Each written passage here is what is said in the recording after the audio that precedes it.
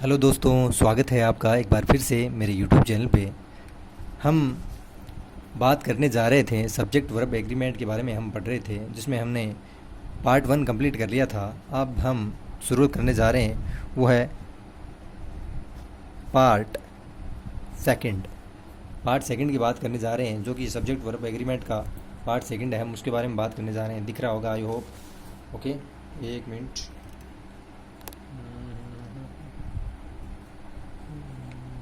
Okay okay, no doubt. Okay, हाँ। हमने rule 2 के बारे में पढ़ लिया था। हम रूल 3 के बारे में आज डिस्कस करने जा रहे हैं। दिख रहा होगा प्रॉपर वे में। ओके ओके, ठीक है। हम रूल 3 के बारे में बात करने जा रहे थे कि जो आप ऐसा लिखो कि यू का प्रयोग सिंगुलर व प्लूरल सब्जेक्ट के रूप में होता है तथा इसके साथ प्लूरल, जैसे हमने रूल नंबर 2 क्या पढ़ा था कि जो आई है वो क्या है, सिंगुलर सब्जेक्ट है, लेकिन आई के साथ सिंगुलर और प्लूरल दोनों वर्ब्स का प्रयोग होता है। और अब हम आई यानी मैं और यू यानी तुम या आप, यू के बारे में हम पढ़ रहे हैं। यू यानी होता है तुम या आप।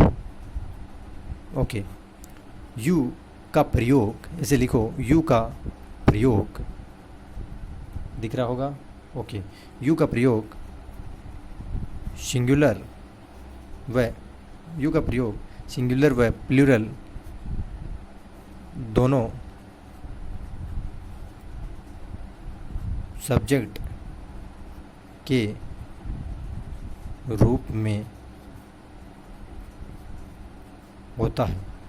यू का प्रयोग सिंगुलर और प्लूरल, दिख रहा होगा दोस्तों, थोड़ा दिखने का प्रॉब्लम ही रहता है। दिख रहा होगा, आई होप। ज़्यादा चमक नहीं है। ओके ओके ओके, दिख तो रहा है कि यू का प्रयोग सिंगुलर और प्लूरल दोनों सब्जेक्ट के रूप में होता है। ठीक है, यू का प्रयोग क्या है, सिंगुलर और प्लूरल दोनों सब्जेक्ट के रूप में होता है। लेकिन लिखो बट, बट क्या लिखो, बट या लेकिन। लेकिन यू के साथ प्रयुक्त, बट यू के साथ जो प्रयुक्त वर्ब है ना, बट यू के साथ थोड़ा डैमेज हो रखा है, तो मैनेज कीजिएगा। राइटिंग ज़्यादा सुंदर नहीं हो रही है, तो ठीक है, प्लीज़ कोऑपरेट। ओके, लेकिन यू के साथ प्रयुक्त वर्ब क्या है, हमेशा क्या होगी, प्लूरल। देखो, कहने का मतलब यही है कि जो यू है ना, यू का प्रयोग एक वचन के रूप में भी होता है और बहुवचन के रूप में भी होता है। बहुवचन कर्ता के रूप में होता है, जैसे मैं कहूँ कि तुम क्या कर रहे हो, कोई नरेंद्र जैसे मैं हूँ अभी, आपको कह रहा हूँ कि तुम क्या कर रहे हो, आप कहो कि मैं पढ़ाई कर रहा हूँ, तो इसका एक वचन के रूप में भी प्रयोग हुआ है। लेकिन इसके साथ वर्ब क्या आएगी, plural. What are you doing, जैसे व्हाट आर यू डूइंग, तुम क्या कर रहे हो। ये यू क्या है, सिंगुलर सब्जेक्ट के रूप में आया यहाँ पे, और ये क्या है, प्लूरल वर्ब। ठीक है, सिंगुलर सब्जेक्ट के साथ प्लूरल वर्ब आ गई। You are so naughty. अरे यार, चमक बड़ी बहुत ज़्यादा नहीं हो रही है ना चमक। ठीक है, ठीक ही लग रहा है। हाँ, यू यहाँ पे देखिए सिंगुलर सब्जेक्ट के रूप में, और इसके साथ वर्ब क्या है, प्लूरल आई है। ठीक है, समझ गए होंगे कि यू है ना, सिंगुलर और प्लूरल दोनों सब्जेक्ट के रूप में होता है। ठीक है, जैसे कोई टीम है, वो कुछ गलत कर रही है, कुछ सही से नहीं कर रही, उसमें खेल नहीं रही, तो उसको बोलते हैं तुम कर क्या रहे हो। वो क्या है, पूरी टीम के लिए बोला जाता है, तो क्या है वहाँ पे क्या है, वो बहुवचन के रूप में है। यू, तुम क्या कर रहे हो, तुम पढ़ाई क्यों नहीं कर रहे हो। जब 3-4 बच्चों को बोला जाता है कि तुम पढ़ क्यों नहीं रहे हो, वो भी सबके लिए बोला जाता है। तो क्या है, सिंगुलर और प्लूरल दोनों कर्ता के रूप में यू का प्रयोग होता है। लेकिन इसके साथ वर्ब जो आएगी हमेशा क्या है, बहुवचन ही आएगी। ठीक है, प्लूरल वर्ब ही आएगी। जैसे एग्जाम्पल की हम बात करें, उदाहरण की, you are a student, you are a student, you are a student, आप क्या हो, एक विद्यार्थी हो, आप एक विद्यार्थी हो। या तुम एक विद्यार्थी हो। तो ये सिंगुलर सब्जेक्ट है और इसके साथ जो वर्ब आई है वो क्या है, प्लूरल वर्ब है। समझ पा रहे हो आप कि सिंगुलर सब्जेक्ट के साथ प्लूरल वर्ब, वर्ब हमेशा यू के साथ क्या है, प्लूरल ही आएगी। जैसे दूसरा हम उदाहरण की बात करें तो you were playing, you were playing, you were playing, ये क्या है, सिंगुलर सब्जेक्ट और इसके साथ वर्ब क्या आई है, प्लूरल वर्ब। बहुवचन क्रिया आई है या नहीं आई है। यू वर प्लेइंग क्रिकेट, तुम यू वर प्लेइंग, तुम क्या है, खेल रहे थे। और आगे हम 3 नंबर बात करें तो यू, जो दिख तो रहा है ना,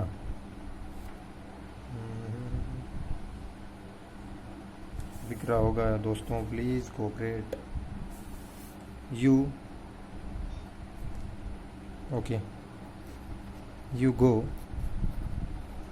देर, यू गो देर, तो ये क्या है, you go there singular subject है, इसके साथ वर्ब क्या है, प्लूरल वर्ब। ठीक है, singular you go there plural subject के साथ, इसको एक लड़के को भी कह सकता है कि यू गो देर, तुम वहाँ जाओ, ये प्लूरल सब्जेक्ट है, sorry, you go there. Plural subject के साथ क्या है, प्लूरल वर्ब आई है। ओके, और ये सिंगुलर सब्जेक्ट के साथ सिंगुलर प्लूरल वर्ब आई, इसमें सब में ये क्या है, प्लूरल वर्ब ही आएगी। ठीक है, हमने तीसरा रूल भी पढ़ लिया है, दिख रहा होगा। आज इतना डैमेज क्यों दिख रहा है पता नहीं।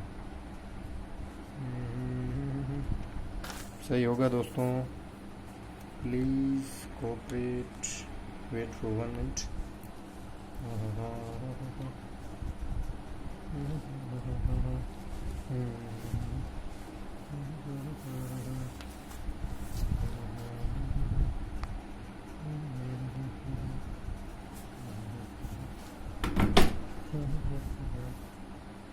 नहीं ऐसे अच्छे हैं।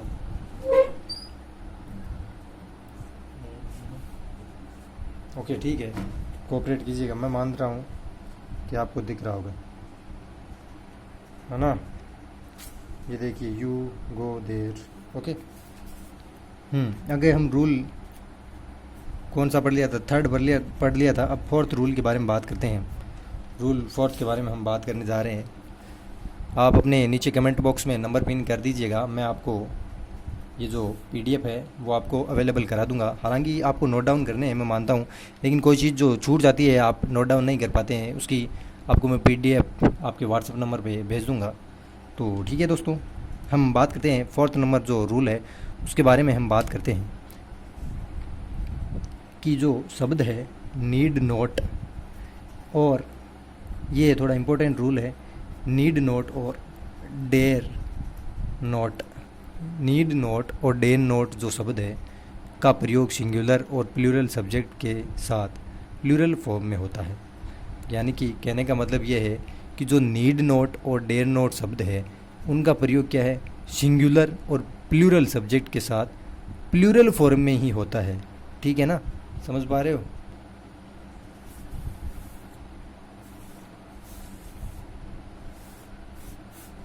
ठीक है, कि जो नीड नोट और डेड नोट है शब्दों का प्रयोग,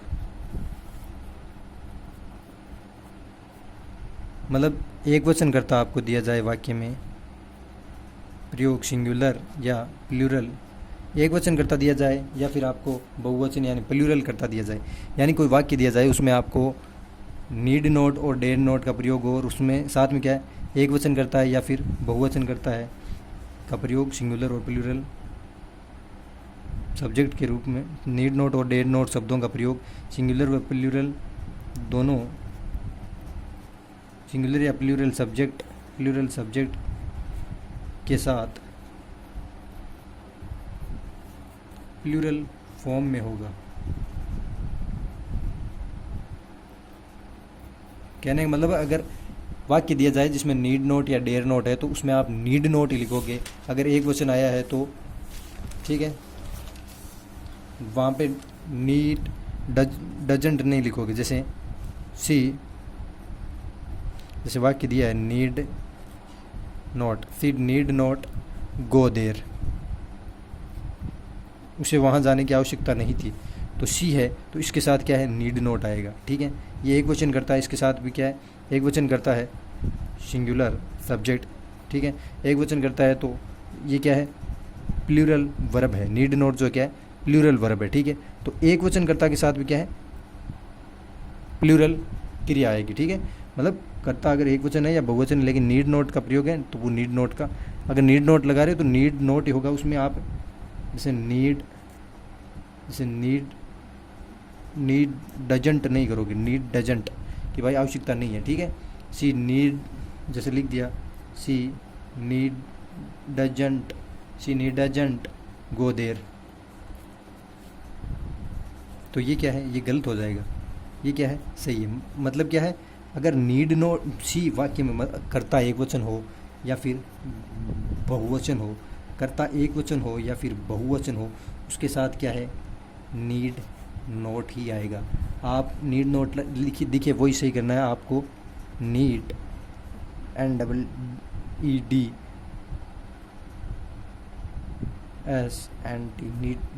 नीड डजंट को गलत करना है, समझ गए। आपको कर्ता एक वचन मिले या बहुवचन मिले, आपको नीड नोट का प्रयोग करना है, नीड डजंट का प्रयोग नहीं करना है। दिख रहा होगा, आई होप।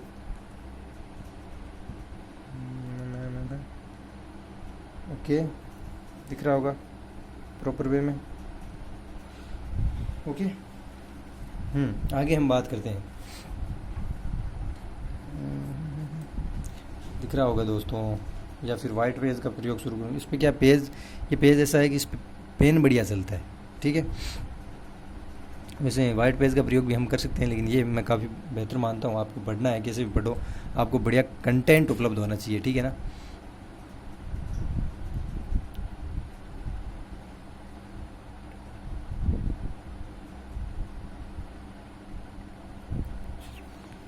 ओके, आगे हम बात करें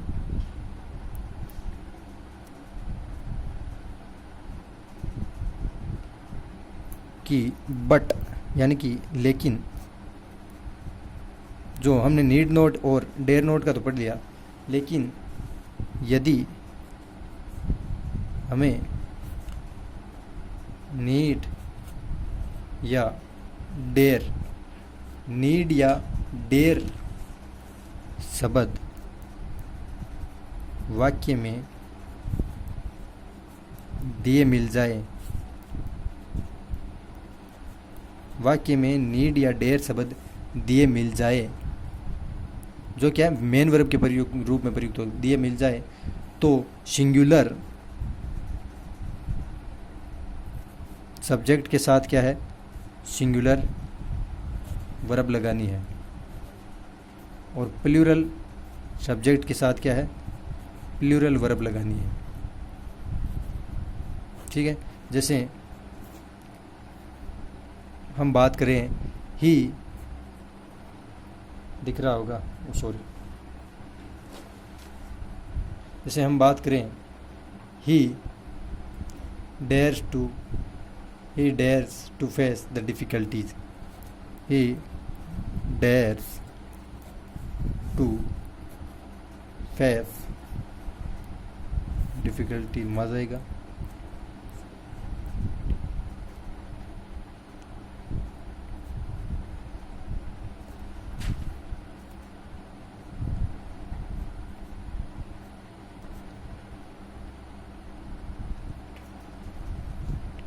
DIFFICULTI डिफ़िकल्टीज़। तो यहाँ क्या है, ये सिंगुलर सब्जेक्ट है, इसके साथ सिंगुलर वर्ब आई। कहने का मतलब है, अगर वाक्य में आपको नीड कहाँ गया, नीड और डेयर दिख जाए, अगर आपको वाक्य में क्रिया के रूप में नीड और डेयर शब्द दिख जाए, तो अगर कर्ता एक वचन है तो क्रिया भी एक वचन आएगी, और कर्ता अगर बहुवचन है तो क्रिया भी बहुवचन आएगी। जैसे यहाँ पे क्रिया क्या, कर्ता क्या है, सब्जेक्ट क्या, ही यानी वह है, किसी लड़के का नाम है, तो उसके साथ क्या है, वर्ब भी क्या है, सिंगुलर ही आई है। केवल नीड की बात हो रही है, लेकिन नीड नॉट और नीड नोट और डेयर नोट शब्द प्रयुक्त हो जाए तो उसके साथ क्या है, हमेशा नीड नोट ही प्रयुक्त होगा, नीड डजेंट नहीं करोगे आप, ठीक है। प्लूरल फॉर्म में ही वो आएगा, ठीक है। आगे हम जैसे बात करते हैं तो she needs a book, he dare to face, he dare to face difficulties.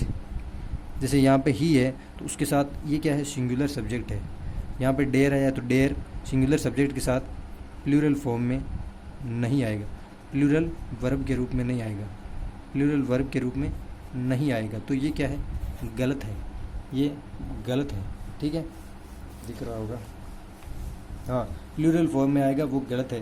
कहने का मतलब है डेयर अगर और नीड अगर वाक्य में क्रिया के रूप में प्रयुक्त होते हैं तो जो करता है जो कर्ता का वचन है उसी के अनुसार क्या है, क्रिया आएगी। जैसे एक वचन करता है तो एक वचन क्रिया ही आएगी, ठीक है। और यहाँ पे क्या था, एक वचन क्रिया करता था तो उसके साथ एक वचन क्रिया है। जैसे डेयर है यहाँ पे, वहाँ पर डेयर था आ गया था, ठीक है। She needs a book, she needs a book, she needs a book से आप पता चल रहा है नीड आया, आप ये वाक्य में नीड दिया हुआ है, सिंगुलर सब्जेक्ट है तो सिंगुलर सब्जेक्ट के साथ सिंगुलर वर्ब आएगी, ठीक है। सिंगुलर सब्जेक्ट के साथ सिंगुलर वर्ब आएगी।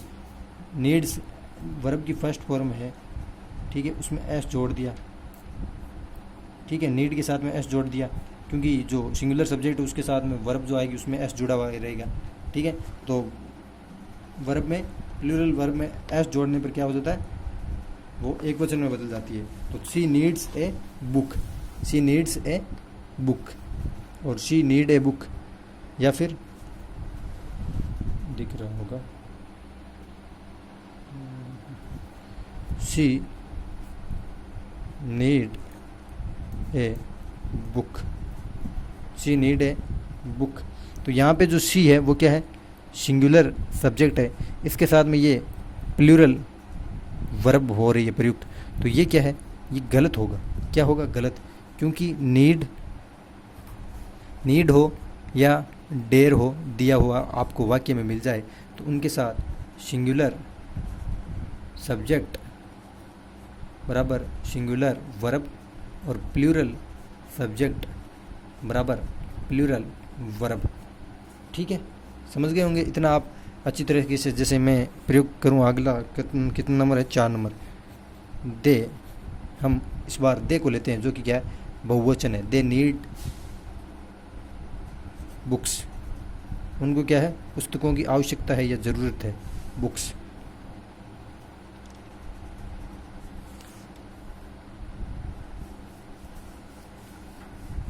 और या फिर दे नीड्स बुक्स, ठीक है, ऐसा ही है। अरे यार कितना हाई लेवल, हाथ रखने से हो रहा है क्या वहाँ पे, ठीक है। हाँ, तो यहाँ पे ये क्या है, प्लूरल सब्जेक्ट है, प्लूरल सब्जेक्ट है तो इसके साथ प्लूरल वर्ब आई है, एस नहीं जुड़ा है मतलब सिंगुलर है। और ये प्लूरल सब्जेक्ट है तो इसके साथ सिंगुलर वर्ब आई है। तो ये क्या है, बात गलत होगी। यानी नीड और डेयर दिया हो वाक्य में, सिंगुलर सब्जेक्ट हो तो सिंगुलर वर्ब, प्लूरल सब्जेक्ट हो तो प्लूरल वर्ब। यहाँ प्लूरल सब्जेक्ट हो तो प्लूरल वर्ब आएगी, यहाँ पे प्लूरल सब्जेक्ट तो सिंगुलर वर्ब कैसे आएगी, तो ये वाक्य गलत हो गया, ठीक है। दिख रहा होगा, या फिर वाइट पेज का प्रयोग करें, कल से देखेंगे। चलिए अभी तो आप कोऑपरेट कीजिए, अच्छा लगा। हाँ, आगे हम बात करें कुछ एक उदाहरण और समझिए आप। जैसे देखिए ही, जैसे ये तो अभी हमने क्या है, एफर्मेटिव जो सकारात्मक वाक्य है वो पढ़े, और अब हम बात करते हैं नेगेटिव सेंटेंस की। नेगेटिव सेंटेंस, नेगेटिव सेंटेंसेस के बारे में बात करते हैं कि मतलब ऐसे वाक्य जिनमें डेयर और नीड दिया हो, डेयर और नीड दिया हो। यार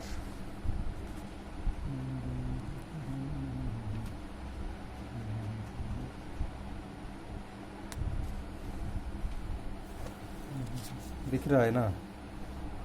हाँ, ऐसे नेगेटिव सेंटेंस जिनमें नीड या डेयर दिया हो तो वहाँ पे क्या करना है, तो वहाँ पे क्या है, जैसे एक वाक्य मैं आपको दिखा देता हूँ लिख के। He does not dare to go out in the sun. He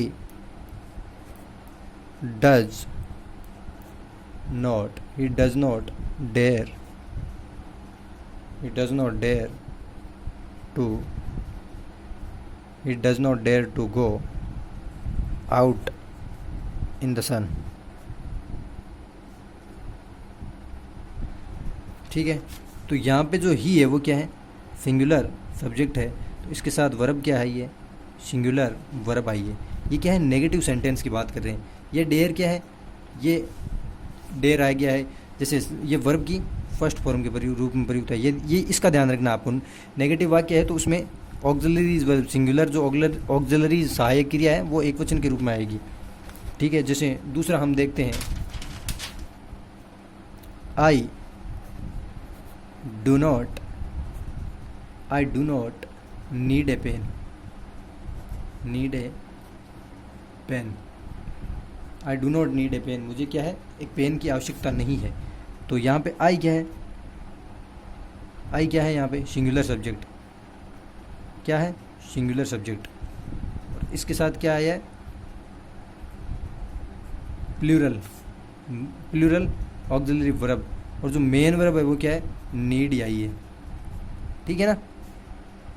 okay, समझ रहे होंगे बात कि जो सब्जेक्ट प्लस डू या डज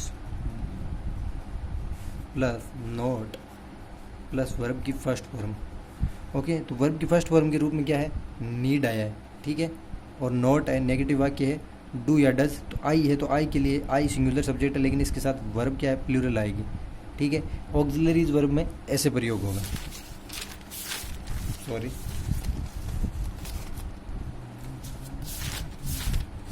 ये पहले ही मिलाए हुए हैं।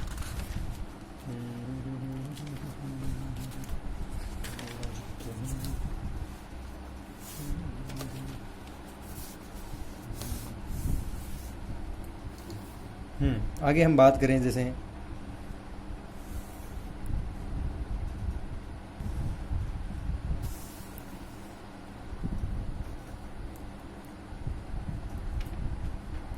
नीड नॉट दिया हो या फिर डेयर नॉट दिया हो, नीड नॉट दिया हो आपको वाक्य में या फिर डेयर नॉट दिया हो के बाद टू नहीं लगाना है, के बाद टू नहीं लगाना है, के बाद नीड नॉट और डेयर नॉट के बाद टू नहीं लगाना है। नीड नॉट और डेयर नॉट के बाद क्या है, हमें टू नहीं लगाना। अगर वाक्य में नीड नॉट दिया हो ना, जैसे हमने पहले पढ़ा था ना, सी नीड नॉट गो देयर, उसे वहाँ जाने की आवश्यकता नहीं है। तो नीड नॉट और डेयर नॉट अगर दिया हुआ तो उसके बाद में आपको टू नहीं लगाना है। जैसे he dare not to come here, he dare not to come here, he dare not, जैसे ये डेयर नॉट आ गया, हमने बात की डेयर नॉट और नीड नॉट, तो डेयर नॉट आ गया, he dare not to come here, तो डेयर नॉट के बाद में क्या है, टू लगाने की आवश्यकता नहीं है, तो लगाया, इसका मतलब ये गलत है। ये नोट डाउन करते चलिएगा दोस्तों। आगे हम बात करते हैं, तो he dare not go there या कम हियर, यही वाक्य लिख देते हैं, he dare not come here. Okay, तो इसमें डेयर नॉट आ गया तो उसके साथ क्या है, टू नहीं आएगा, सीधे ही वर्ब आएगी। ठीक है, इन्फिनेटिव के रूप में क्या है, इन्फिनेटिव के रूप में क्या है, वो टू का प्रयोग नहीं होगा। ठीक है, जैसे यू नीड नॉट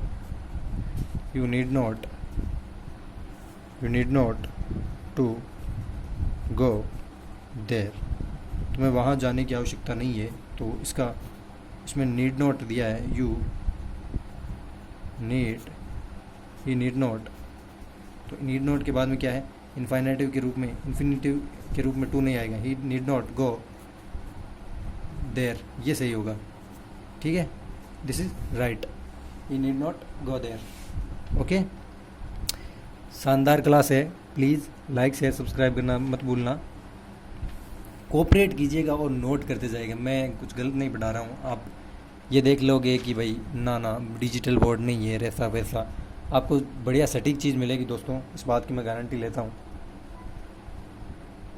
ठीक है। अब सही दिख रहा होगा, हाँ। आगे हम बात करते हैं कि भाई हमने ये नीड नोट और डेयर नोट की तो बात कर ली। अगर वाक्य में नीड और डेयर दिया मिल जाए तो, यानी कि वर्ब मिल जाए, वर्ब के रूप में यदि नीड और डेयर का प्रयोग हो जाए तो क्या हमें टू का प्रयोग करना है, ठीक है।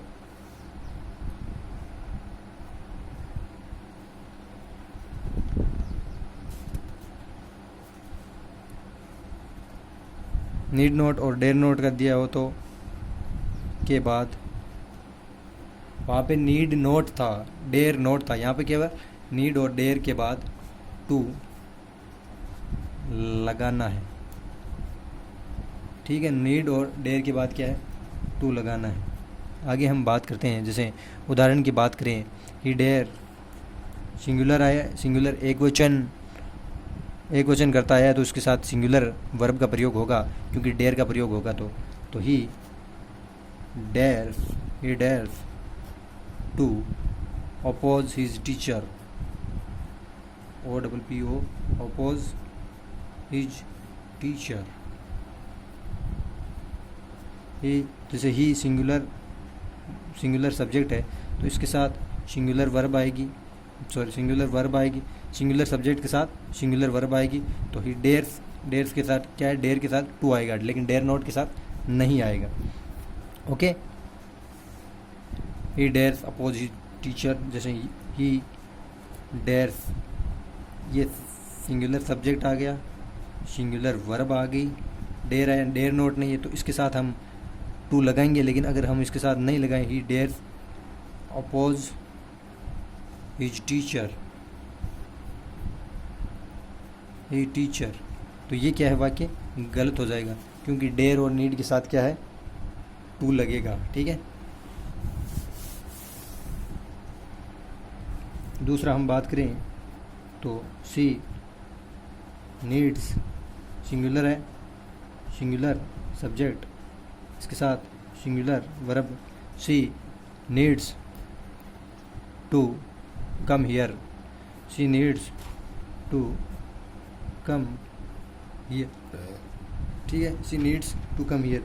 तो यहाँ पे नीड्स दिया आपको, नीड और डेयर का प्रयोग कहीं पे हो जाए तो उसके बाद टू आपको लगाना है, लेकिन नीड नोट और डेयर नोट दिया हो तो उसके बाद आपको टू नहीं लगाना है, तो नीड्स और तो ये क्या है, सही हो जाएगा।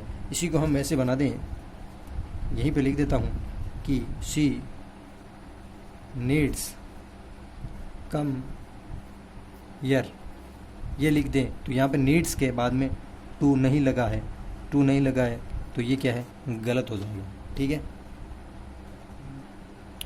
ओके दोस्तों, 28 मिनट की क्लास हो गई है, तो हालांकि मैं धीरे पढ़ा रहा हूँ लेकिन शानदार सटीक चीज़ पढ़ा रहा हूँ आपको, बढ़िया चीज़, दोबारा आपको इंग्लिश कहीं पे पढ़ने की ज़रूरत नहीं रहेगी, इस बात की मैं 100% गारंटी लेता हूँ। 1 घंटे की क्लास हुई है जिसमें हमने 4 रूल डिस्कस किए, लेकिन बहुत ही डीपली, आराम से, जितना जो एक बेसिक लेवल होता है उसके अकॉर्डिंग हमने तैयारी की है। तो प्लीज़ नोट डाउन कीजिएगा और अपने नंबर कमेंट बॉक्स में पिन कीजिएगा, ताकि मैं आपको जो पढ़ा रहा हूँ उसकी PDF उपलब्ध करा सकूँ, ठीक है दोस्तों। मैं गारंटी लेता हूँ आपको दोबारा इंग्लिश पढ़ने की आवश्यकता नहीं रहेगी, कहीं से भी ना कहीं कोचिंग करने की आवश्यकता रहेगी, ठीक है। मैं सोच तो यही रहा हूँ कि मैथ, रीजनिंग और इंग्लिश तीनों की क्लास अपलोड कर दूँ, जिससे आपको दोबारा कहीं पे भी मैथ, रीजनिंग और इंग्लिश की क्लासेस देखने की कहीं पे भी आवश्यकता नहीं रहेगी, और उससे आपको क्या है, SSC फाइट करने में काफ़ी मदद रहेगी, क्योंकि SSC के जो एग्ज़ाम है उनमें मैथ, रीजनिंग और जो इंग्लिश है इनका काफ़ी बड़ा अहम हिस्सा होता है, ये बड़ा रोल होता है, सिलेक्शन का मुख्य आधार यही होते हैं।